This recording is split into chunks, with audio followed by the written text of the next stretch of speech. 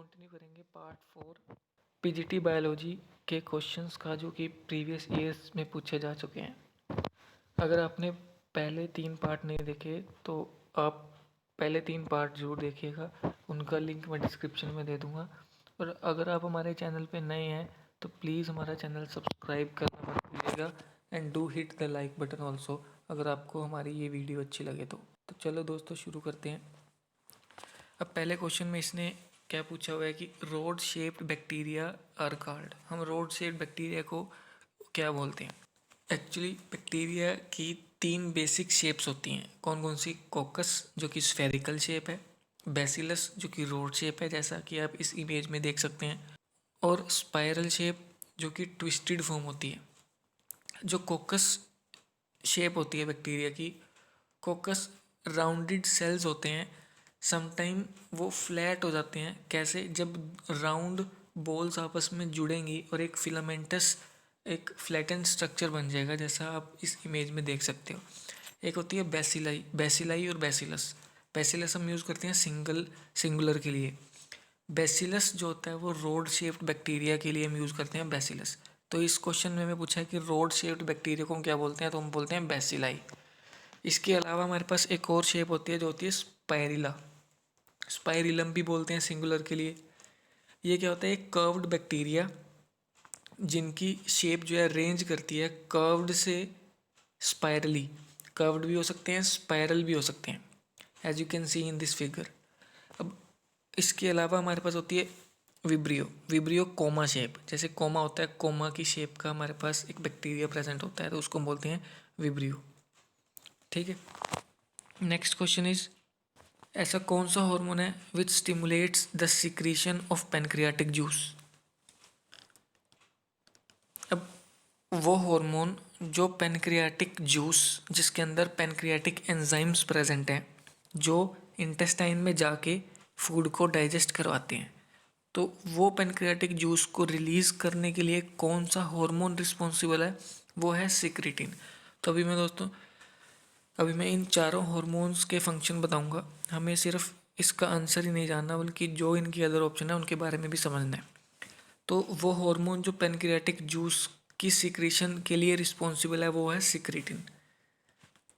इसके अलावा होता है एंटीरोगेस्टेरोन हार्मोन। ये जो एंटीरोगेस्टेरोन हार्मोन है, एंटीरोगेस्टेरोन हार्मोन का क्या काम होता है? एंटीरोगेस्टेरोन वो हार्मोन है जो कि इंटेस्टाइन की जो डिओडनम है, एक डिओडनम पार्ट होता है इंटेस्टाइन का, उसके जो इनर लाइनिंग जो म्यूकोसा प्रेजेंट है वहाँ से एंटीरोगेस्टेरोन हार्मोन रिलीज होता है। कब? जब फैटी फूड हमारे स्टमक के अंदर एंटर करता है। कोई भी हमने फूड खाया जो कि फैटी फूड था, वो हमारे स्टमक या फिर इंटेस्टाइन के अंदर एंटर किया। उसके एंटर करने के बाद हमारे इंटेस्टाइन के सेल्स में से, जो कि म्यूकोसल सेल्स हैं, उनके अंदर से हार्मोन निकलता है जिसको हम बोलते हैं एंटीरोगेस्टेरोन। वो हार्मोन करता क्या है? एंटीरोगेस्टेरोन फिर वो हार्मोन निकलने के बाद वो ब्लड स्ट्रीम में ट्रांसपोर्ट होता है और वो ग्लैंड्स में पहुंचता है, स्टमक के ग्लैंड्स में जहाँ पे वो फैटी फूड आया था। ठीक है। वहाँ पे वो क्या करता है? इनहिबिट कर देता है गैस्ट्रिक की मूवमेंट्स को और सिक्रीशंस को। जो स्टमक के अंदर से सिक्रीशंस निकलेंगी, जो गैस्ट्रिक मूवमेंट होगी, उनको इनहिबिट कर देगा by blocking the activity of the gastrin. ठीक है। गैस्ट्रिन एक हार्मोन है, उसकी एक्टिविटी को ब्लॉक करके वो गैस्ट्रिक की सिक्रीशंस को रोक देगा। तो ये काम होता है एंटीरोगेस्टेरोन का। उसके अलावा आता है गैस्ट्रिन। गैस्ट्रिन का क्या काम होता है? गैस्ट्रिन एक पेप्टाइड हार्मोन है जो स्टिमुलेट करता है किसको? सिक्रीशन ऑफ गैस्ट्रिक एसिड को, जो कि स्टमक की पैराइटल सेल्स में से निकलते हैं, उनको स्टिमुलेट करता है। वो कहता है कि स्टमक की पैराइटल सेल्स जो गैस्ट्रिक एसिड है उनको निकालना शुरू कर दें। ठीक है। उसके अलावा हमारे पास होता है एंटीरोकाइनिन। जो एंटीरोकाइनिन होता है, एंटीरोक्राइनिन भी बोलते हैं, इट इज़ सिक्रीटेड कहाँ से निकलता है? डिओडनम से। जो इंटेस्टाइन की डिओडनम है वहाँ से निकलता है। और किसके लिए रिस्पॉन्सिबल है? It is responsible for the production of large amount of alkaline mucus, large amount of alkaline mucus को रिलीज करवाता है। कहाँ से? Sub mucosal gland of small intestine. जो स्मॉल इंटेस्टाइन की सब म्यूकोसल ग्लैंड है वहाँ से वो एंटीरोक्राइनिन एल्कलाइन म्यूकस को रिलीज करवाता है। ठीक है, तो ये तो हमारे ये हॉर्मोन्स के फंक्शन हो गए। नेक्स्ट है cyclops is the secondary host of, तो इसका आंसर है गुइनिया वोम है। गुइनिया वोम होता है जिसका सेकेंडरी होस्ट जो है वो साइक्लोप्स है। तो ये साइक्लोप्स क्या है? साइक्लोप्स एक मेंबर है फाइलम आर्थ्रोपोडा का, जो कि फ्रेश वाटर कोपीपोड्स होते हैं, फ्रेश वाटर होते हैं। और ये साइक्लोप्स जो होते हैं इनको हम वाटर फ्लियार्स भी बोलते हैं। तो सेकेंडरी होस्ट इसका कौन सा है? तो साइक्लोप्स किसका सेकेंडरी होस्ट है? गुइनिया वोम का। उसके अलावा जो इस हुक वोम, पिन वोम और जो राउंड वोम है ये सारे मोनोजेनेटिक हैं। मोनोजेनेटिक मतलब इन सबको एक होस्ट चाहिए, लेकिन इनमें से एक गुइनिया वोम है जिसके जो कि दो होस्ट पे डिपेंड करता है। कौन कौन से? ह्यूमन और साइक्लोप्स। साइक्लोप्स इसका सेकेंडरी होस्ट है। नेक्स्ट क्वेश्चन है एक्रोसोम इज मेड ऑफ। जो एक्रोसोम होता है, जो स्पर्म हेड है, वो स्पर्म हेड जिसके अंदर एक एंजाइम प्रेजेंट होता है जिसका नाम होता है हाई एल्यूरोनिडेज, वो एक्रोसोम किसका बनता है? तो ये एक्रोसोम बनता है गोल्गी बॉडी का। तो इसका आंसर है गोल्गी बॉडी, ए गोल्गी बॉडी, जिस जो हेल्प करता है स्पर्म की फर्टिलाइजेशन उस फीमेल के ओवम के साथ, एग के साथ। नेक्स्ट क्वेश्चन है when the filament of stamens are free and other lobes are united. जब स्टेमन के फिलामेंट्स जो हैं वो फ्री होते हैं और जो दूसरे लोब्स हैं वो फ्यूज होते हैं, यूनाइट होते हैं, उस कंडीशन को हम क्या बोलते हैं? देखो, सिंजेनेसिस एक ऐसी कंडीशन है जिसमें स्टेमन के जो फिलामेंट होते हैं वो फ्री होते हैं और लोब्स जो होती हैं उसकी वो फ्यूज होती हैं। और एक कंडीशन आती है एडल्फस। एडल्फस में क्या होता है? एडल्फस में anther remain free and filament इसमें फ्यूज हो जाते हैं, उल्टे हो जाते हैं। इसमें फिलामेंट एडल्फस में फ्यूज हो जाते हैं और एंथर जो है वो फ्री, लेकिन सिनजेनेसिस में एंथर फ्यूज हो जाते हैं और फिलामेंट फ्री हो जाते हैं, as you can see in this image. और डायडल्फस का मतलब ही होता है unite of to form two bundles. इसमें फ्यूज होने के बाद, फिलामेंट फ्यूज होने के बाद दो बंडल्स बना देते हैं। दो बंडल्स बनेंगे तो डायडल्फस, एक बंडल बनेगा तो मोनोएडल्फस। फ्यूज होने के बाद मोर देन टू बंडल बनेंगे उस फिलामेंट के तो उसको बोलेंगे पॉलीएडल्फस। अब as you can see in this image there are more than two bundles in case of polyadelphous. Diadelphous में दो बंडल्स बन रहे हैं, कब? फिलामेंट के फ्यूज होने के बाद। मोनोएडल्फस में फ्यूज होके एक ही बंडल बना रहे हैं। तो ये मोनो। अभी कह रहे हैं neoteny is found in. Neoteny क्या होता है? न्यूटेनी मीन्स कि कोई भी ऑर्गेनिज्म जब वो सेक्सुअल मैच्योरिटी पे जाता है, पहुंचता है बिना मेटामॉर्फोसिस के, ठीक है, वो मेनली होती है एक्सोल्ट, जो कि एक लार्वा है। एक लार्वा है एक्सोल्ट लार्वा। एक्सोल्ट लार्वा क्या है? एक्सोल्ट लार्वा एक एम्ब्लाइस्टोमा, एक टाइगर सैलमेंडर का लार्वा है, जिसमें क्या होता है वो लार्वा सेक्सुअल मैच्योरिटी पे पहुंचता है बिना मेटामॉर्फोसिस के। तो इसको हम बोलते हैं न्यूटेनी, जो कि एक्सोल्ट में होता है, टेडपोल में नहीं। नेक्स्ट क्वेश्चन है अर्थवर्म पोजेसेस हर्ट्स। अर्थवर्म में actually 4 pair of heart present होते हैं, जो कि कहाँ कहाँ कौन कौन से सेगमेंट में होते हैं? 7th 1 पेयर प्रेजेंट होता है 7th सेगमेंट में। जो सेकंड पेयर होता है वो 9th सेगमेंट में प्रेजेंट होता है। जो थर्ड पेयर होता है वो 12th सेगमेंट में प्रेजेंट होता है और जो 13th सेगमेंट में 4th पेयर प्रेजेंट होता है। तो total 4 pair of heart present होते हैं अर्थवर्म के। In lichen, soredium, cephalodium and isidium are mode of, ये मोड है एसेक्सुअल रिप्रोडक्शन। तो आंसर इसका B, asexual reproduction. Next question है asconoid canal system found in. जो स्पोरीफेरा के अंदर कैनाल सिस्टम होते हैं उसमें से एक टाइप होता है एस्केनोइड कैनाल सिस्टम।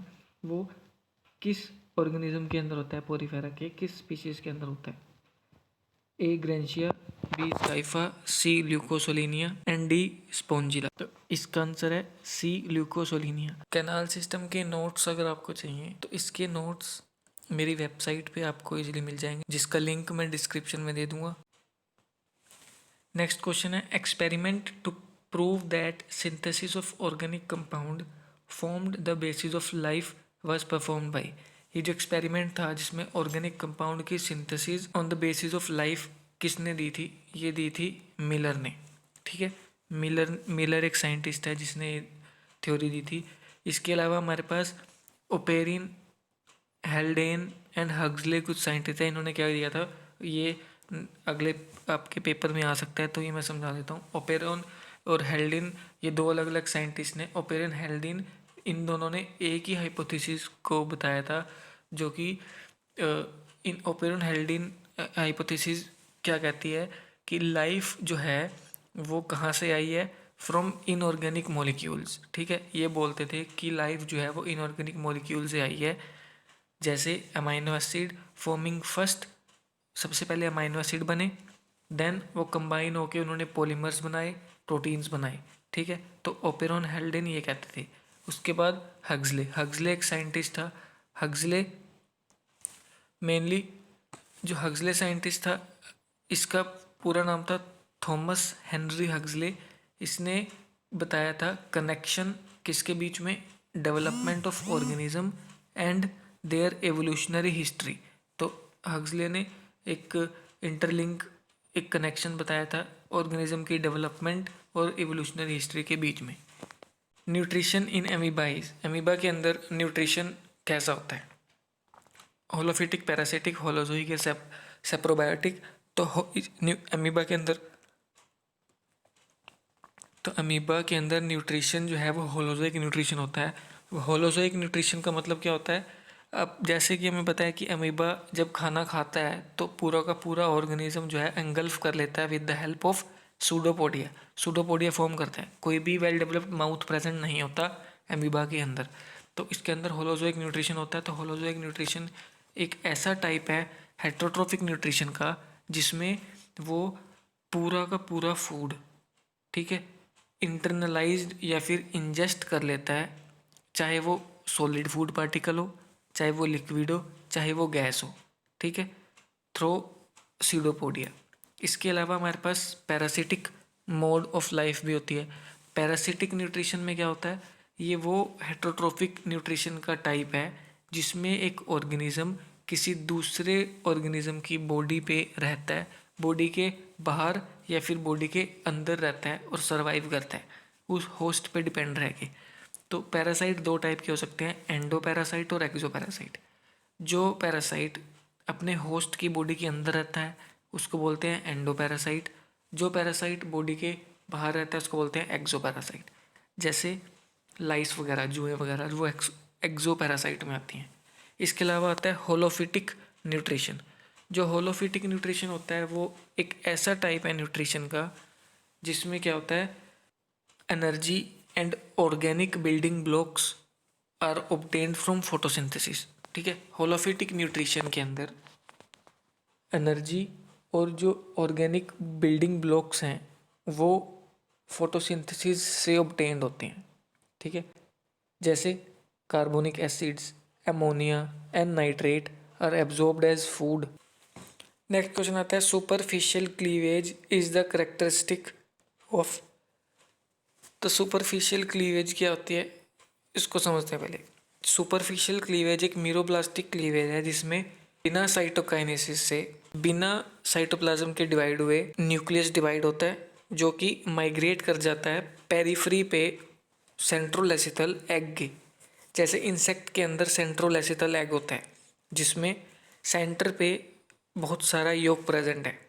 ठीक है, तो सेंट्रोलेसिथल एग के अंदर न्यूक्लियस डिवाइड होने के बाद वो पेरिफ्री पे माइग्रेट कर जाता है, जिसमें which is not followed by cytokinesis. मतलब न्यूक्लियस की डिवीजन तो होती है लेकिन साइटोप्लाज्म की डिवीजन नहीं होती, जिसकी वजह से मल्टी न्यूक्लिएट कंडीशन बनती है और वो अरेंज हो जाते हैं पेरिफ्री पे। तो इसको बोलते हैं सुपरफिशियल क्लीवेज। ये मेनली होती है सेंट्रोलेसिथल एग में, जो कि इंसेक्ट्स का एग होता है। क्लीवेज पे और टाइप्स ऑफ एग या टाइप ऑफ क्लीवेज पे मैंने ऑलरेडी वीडियो बनाई हुई है, जिसको भी वीडियो देखनी है, बिकॉज इस पार्ट में से क्वेश्चन आता ही आता है कॉम्पिटिटिव एग्ज़ाम में, चाहे वो पीजीटी का हो चाहे टीजीटी का हो। तो इस पे वीडियो मैंने ऑलरेडी बनाई है, जिसका लिंक मैंने डिस्क्रिप्शन में भी दे दिया और ऊपर आई बटन पे भी क्लिक करके आप देख सकते हैं। नेक्स्ट क्वेश्चन है, basidiocarp is a fruiting body of. Basidiocarp है वो किसकी फ्रूटिंग बॉडी है? वो मेनली फ्रूटिंग बॉडी है अगैरिकस की।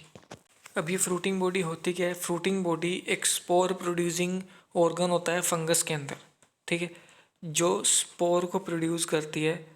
नेक्स्ट है, free swimming ciliate larva stage of liver fluke is. Liver fluke Fasciola hepatica, जिसको हम फेशियोला हिपैटिका भी बोलते हैं, जो कि हेलमिंथ्स का एक ऑर्गेनिज्म है। ये जो लीवर फ्लूक है, इसके अंदर कई सारे लार्वल फॉर्म्स होती हैं, जैसे miracidium larva, cercaria larva, metacercaria larva, sporocyst larva. तो इनमें से कौन सा ऐसा लार्वा है जो फ्री स्विमिंग है? ठीक है, तो फ्री स्विमिंग मतलब जो मूव कर सकता है बिना किसी सबस्ट्रेटम के या बिना किसी पे डिपेंड होके, तो वो मीरासीडियम लार्वा है, जिस पे आउटर सरफेस पे सीलियाज लगे होते हैं। इनमें से सिर्फ एक ही ऐसा लार्वा है जिसमें सीलिया की अरेंजमेंट होती है, तो वो है miracidium larva, as you can see in this picture. Next है, young leaves are coiled in. तो यंग लीव्स जो होती हैं वो कोइल्ड किस प्लांट में होती हैं? मार्सेलिया, फर्न और साइकस।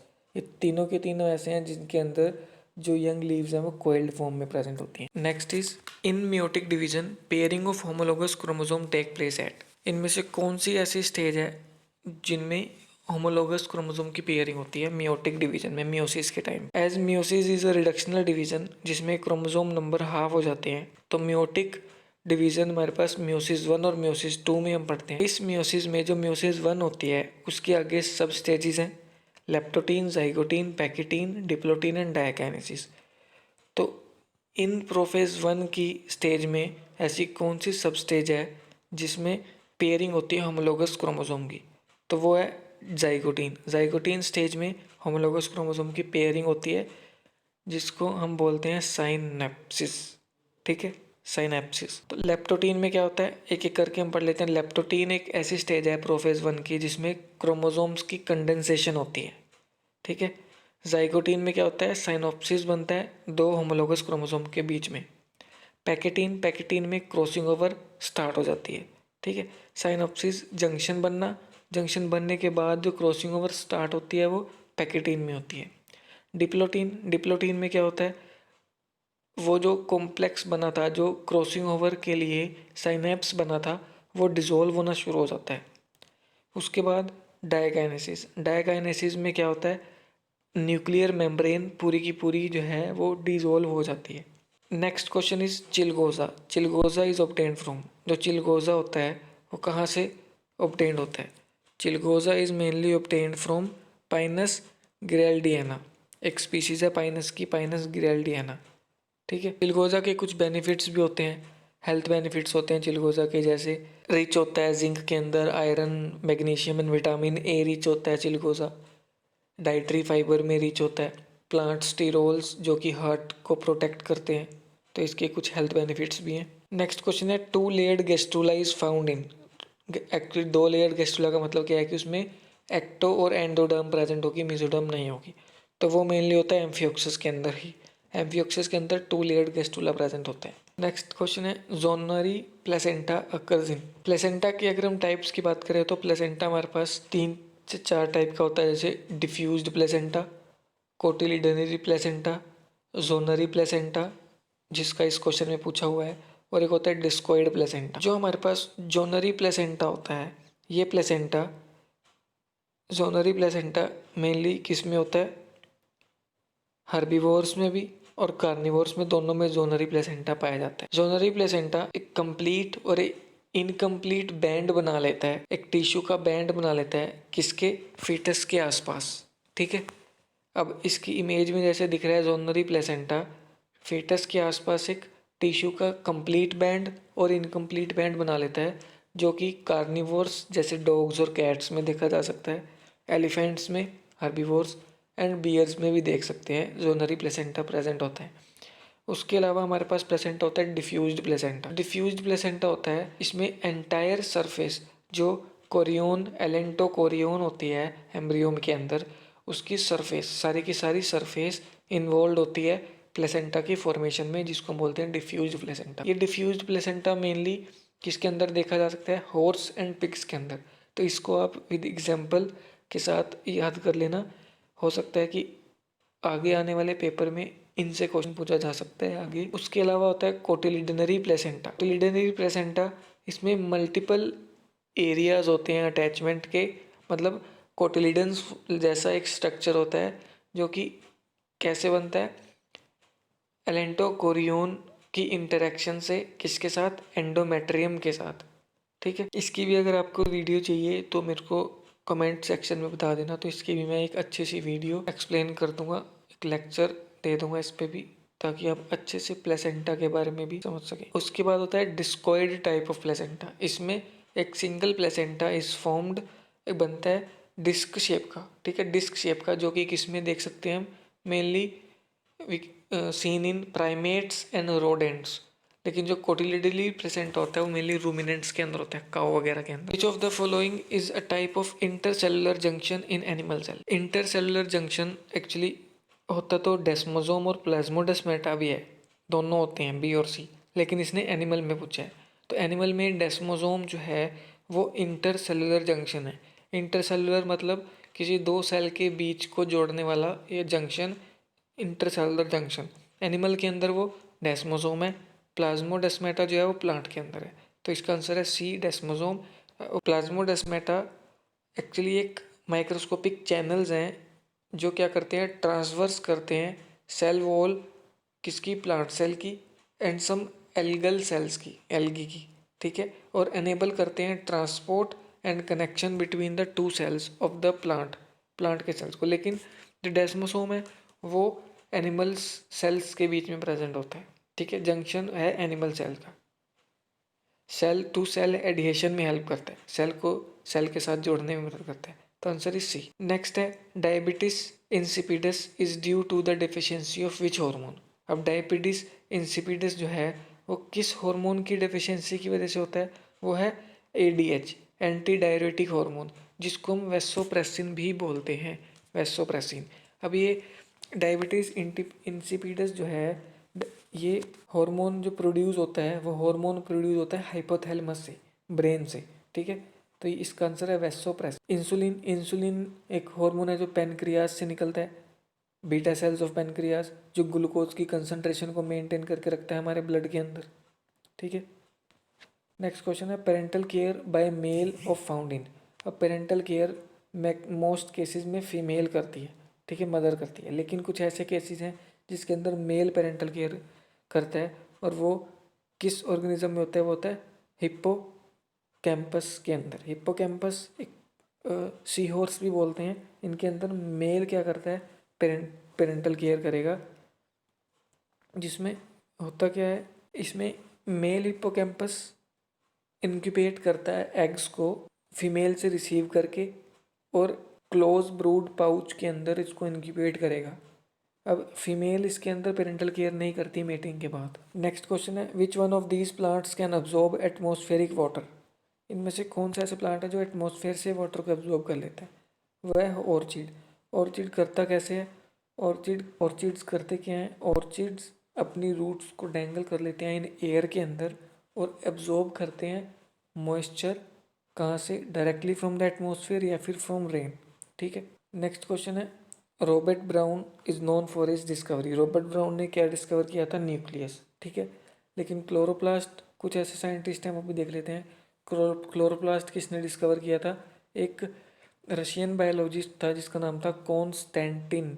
ठीक है, इसने डिस्कवर किया था क्लोरोप्लास्ट। माइटोकॉन्ड्रिया डिस्कवर किया था एल्बर्ट वॉन कोलिकर ने, और गोल्गी कॉम्प्लेक्स डिस्कवर किया था कैमिलो गोल्गी ने। नेक्स्ट क्वेश्चन है hormone secreting structure produced after ovulation is. Ovulation जब हो जाती है, जब एग रिलीज हो जाता है फीमेल की ओवरी में से, तो एक ऐसी कौन सी बॉडी है, ऐसा कौन सा स्ट्रक्चर है जो हार्मोन रिलीज करता है। तो इस क्वेश्चन का आंसर जो है इसमें बी दिया हुआ है, लेकिन ये गलत है। वो बॉडी को बोलते हैं हम कॉर्पस ल्यूटियम, जो ओवुलेशन के बाद हार्मोन रिलीज करती है। वो कॉर्पस ल्यूटियम प्रोजेस्टेरोन और एस्ट्रोजन रिलीज करती है। इसका आंसर है कॉर्पस ल्यूटियम। कॉर्पस ल्यूटियम एक ऐसा स्ट्रक्चर है जो हार्मोन रिलीज करता है आफ्टर ओवुलेशन। लेकिन इसके अलावा corpus albicans, corpus spongiosum and callosum, ये क्या है? कॉर्पस कैलोसम जो है ना, कॉर्पस कैलोसम एक बैंड है नर्व फाइबर्स का जो ब्रेन के दो हेमिस्फीयर को जोड़ता है। ठीक है। कॉर्पस स्पोंजियोसम क्या है? कॉर्पस स्पोंजियोसम मेल का जो रिप्रोडक्टिव जेनिटेलिया है, एक्सटर्नल जेनिटेलिया, जिसको हम पेनिस भी बोलते हैं, उसमें से एक यूरेथ्रा, एक ट्यूब पास हो रही है जहाँ से यूरिन पास होता है और स्पर्म वगैरह पास होते हैं, जो सीमेन पास होता है। वो यूरेथ्रा के आसपास एक रीजन प्रेजेंट है जिसको हम बोलते हैं कॉर्पस स्पोंजियोसम। ये कंटेन करके रखता है blood vessels that fill with blood to help make an erection. ठीक है, इरेक्शन में मदद करता है और यूरेथ्रा को ओपन रखता है ड्यूरिंग इरेक्शन। ठीक है। उसके बाद आता है कॉर्पस एल्बिकेंस। कॉर्पस एल्बिकेंस क्या है? देखो, जब ओवुलेशन के बाद एक बॉडी बचती है जो कि हार्मोन रिलीज करती है, जिसको बोलते हैं कॉर्पस ल्यूटियम। ठीक है।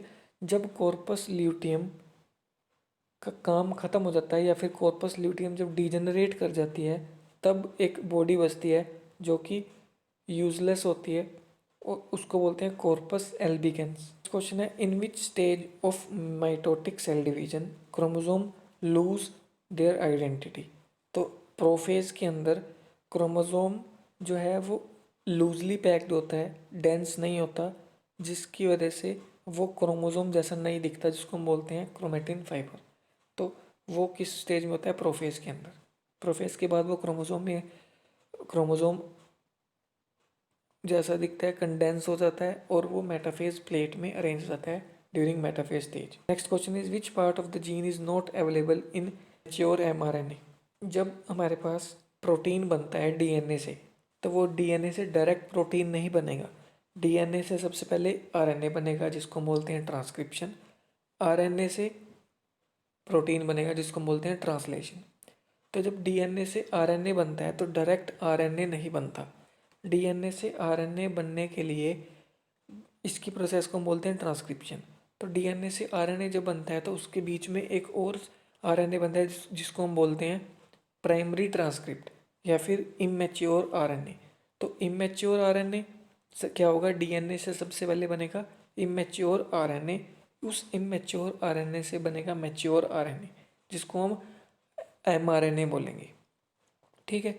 अब वो जो इमेच्योर आरएनए बना, उससे मैच्योर एमआरएनए बनेगा। तो इमेच्योर एमआरएनए और इमेच्योर एमआरएनए और मैच्योर आरएनए में क्या डिफरेंस है? इमेच्योर आरएनए में कुछ ऐसे रीजन होते हैं जिसमें, जो कि नॉन कोडिंग रीजन है, जिससे कोई भी प्रोटीन नहीं बनता, तो उसको हम बोलते हैं इंट्रॉन्स। तो हमें क्या करना पड़ेगा? उस जीन में से उस जो हमारे पास सेगमेंट है इमेच्योर आरएनए का जो जीन है, उसमें से हमें उस इंट्रॉन्स को जो है वो रिमूव करना पड़ेगा। नेक्स्ट क्वेश्चन है, in which of the following virus the flow of information is opposite RNA to DNA. Actually क्या होता है, फ्लो ऑफ इंफॉर्मेशन जो होता है वो डीएनए से आरएनए होता है नॉर्मल केस में, लेकिन एक ऐसा वायरस है जिसमें आरएनए से डीएनए जाती है, वो है एचआईवी। ठीक है, HIV human immuno deficiency virus. इसमें क्या होता है, जब ये किसी ह्यूमन को इन्फेक्ट करता है तो इसके अंदर normally genetic material RNA present है। वो आरएनए जब ह्यूमन के सेल के अंदर एंटर करता है तो वो आरएनए सबसे पहले डीएनए में कन्वर्ट होता है due to the process reverse transcription. ठीक है, इसके अंदर आरएनए से डीएनए बनेगा, ना कि डीएनए से आरएनए। तो इसीलिए इसका आंसर है एचआईवी, जिसमें आरएनए से डीएनए बनता है। फिर डीएनए इसका ह्यूमन के न्यूक्लियस के अंदर एंटर करता है और न्यूक्लियस के अंदर एंटर करने के बाद ह्यूमन के डीएनए के साथ मिक्स हो जाता है, वहाँ से इसकी रेप्लिकेशन होती है। ह्यूमन के डीएनए के रेप्लिकेशन की वजह से इसकी भी रेप्लिकेशन हो जाती है, जिसका नंबर जो है इंक्रीज कर जाता है। इस वायरस के जेनेटिक मटेरियल का नंबर बढ़ जाता है, मल्टीप्लाई कर जाते हैं due to the replication in the human DNA. Next question है क्रोमेटिन कंटेन्स। अब क्रोमेटिन के अंदर क्या क्या प्रेजेंट होता है? क्रोमेटिन के अंदर डीएनए, आरएनए और हिस्टोन प्रेजेंट होते हैं। हिस्टोन क्या है? हिस्टोन प्रोटीन्स हैं जो कि डीएनए को कोइल्ड फॉर्म में करके रखते हैं। एक लॉन्ग थ्रेड ऑफ डीएनए को एक कंडेंस्ड फॉर्म में जोड़ के रखते हैं और एक क्रोमोसोम की फॉर्मेशन करवाते हैं, एक कंडेंस्ड फॉर्म बना देते हैं उस डीएनए का, हिस्टोन।